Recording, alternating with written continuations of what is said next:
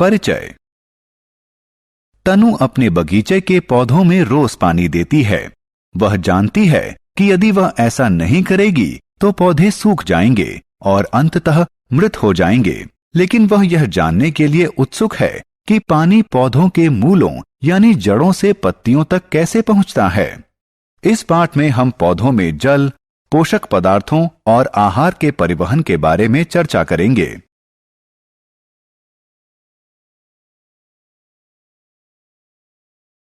उद्देश्य।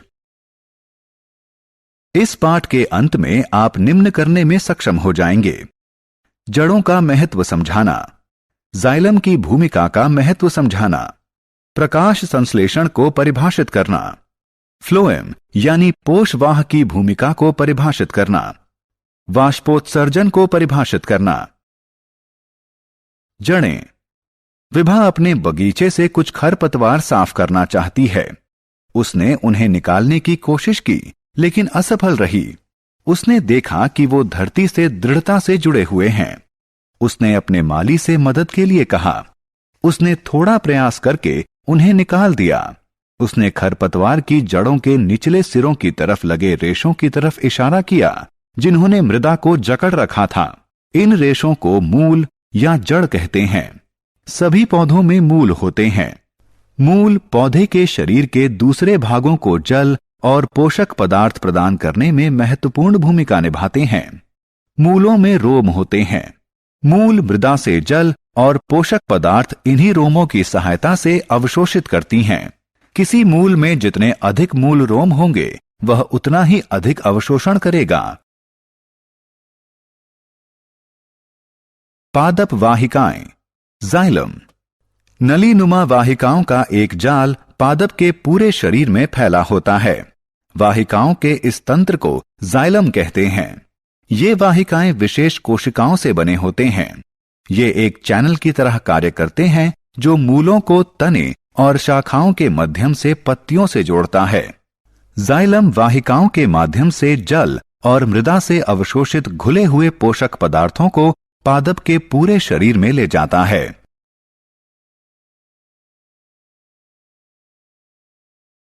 फ्लोएम। रिया सुबह का अल्पाहार बहुत जल्दी में खा रही है। उसकी मां उसे सलाह देती है कि वह भोजन को अच्छी तरह चबाकर खाए, जिससे पोषक तत्व शरीर द्वारा अवशोषित हो जाएं। मनुष्यों और जंतुओं में एक परिसंचरण तंत्र होता है जो भोजन द्वारा अवशोषित पोषक तत्वों को शरीर के विभिन्न अंगों तक ले जाता है। पादपों में इस कार्य के लिए फ्लोएम होता है। फ्लोएम तने की बाहरी परत पर स्थित एक ऊतक होता है। परिवहन में पत्तियों द्वारा प्रकाश संश्लेषण के दौरान तैयार की गई शर्करा पादप के अन्य भागों तक पहुंचाई जाती है। क्योंकि यह शर्करा का परिवहन करता है, इसलिए फ्लोएम में एक चिपचिपा द्रव होता है। इस पदार्थ को सैप कहते हैं। इसमें घुली हुई शर्करा होती है।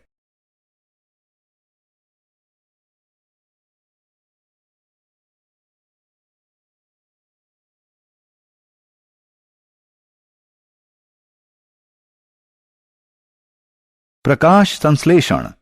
जैसे मनुष्यों को जीवित रहने के लिए भोजन की जरूरत होती है, उसी तरह पादपों को भी जीवित रहने के लिए भोजन की जरूरत होती है।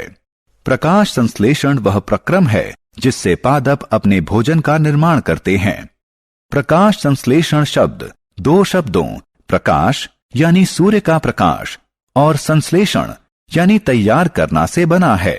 अतः प्रकाश संश्लेषण का अर्थ हुआ प्रकाश की सहायता से तैयार करना। इस प्रक्रम में पौधों की पत्तियां सूर्य के प्रकाश का प्रयोग कार्बन डाइऑक्साइड और जल से भोजन संश्लेषित करने के लिए करती हैं। प्रकाश संश्लेषण से शर्करा और ऑक्सीजन प्राप्त होती है।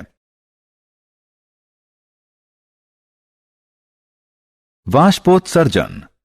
पत्तियों का एक महत्वपूर्ण प्रकार्य है पौधों को गर्मियों में शीतल रखना। यह वाष्पोत्सर्जन के माध्यम से संभव होता है। वाष्पोत्सर्जन वह प्रक्रम है जिसमें जल पौधों की पत्तियों और तनों से वाष्पीकृत होकर वायुमंडल में चला जाता है। पत्तियों के ऊपर बने छोटे छिद्र, जिन्हें रंध्र कहते हैं, वाष्पोत्सर्जन को संभव बनाते हैं। सारांश। आइए हमने जो कुछ सीखा है उसे संक्षेप में दोहराएं। मूल यानी जड़ें मृदा से पोषक पदार्थ और जल मूल रोमों की सहायता से अवशोषित करती हैं।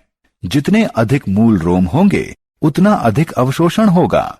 जाइलम वाहिकाओं का तंत्र है जो जल और घुले हुए पोषक पदार्थों को पौधे के सभी भागों तक ले जाता है। प्रकाश संश्लेषण वह प्रक्रम है जिसके माध्यम से पौधे अपना भोजन बनाते हैं। पौधों की पत्तियां सूर्य के प्रकाश का प्रयोग कार्बन डाइऑक्साइड और जल से भोजन संश्लेषित करने के लिए करती हैं। प्रकाश संश्लेषण से शर्करा और ऑक्सीजन प्राप्त होती हैं। फ्लोएम प्रकाश संश्लेषण द्वारा तैयार शर्करा को पौधे के सभी भागों तक ले जाता है। फ्लोएम एक चिपचिपा द्रव होता है जिसे सैप कहते हैं और इसमें घुली हुई शर्करा होती है। वाष्पोत्सर्जन वह प्रक्रम है जिसमें जल पौधों की पत्तियों और तनों से वाष्पीकृत होकर वायुमंडल में चला जाता है।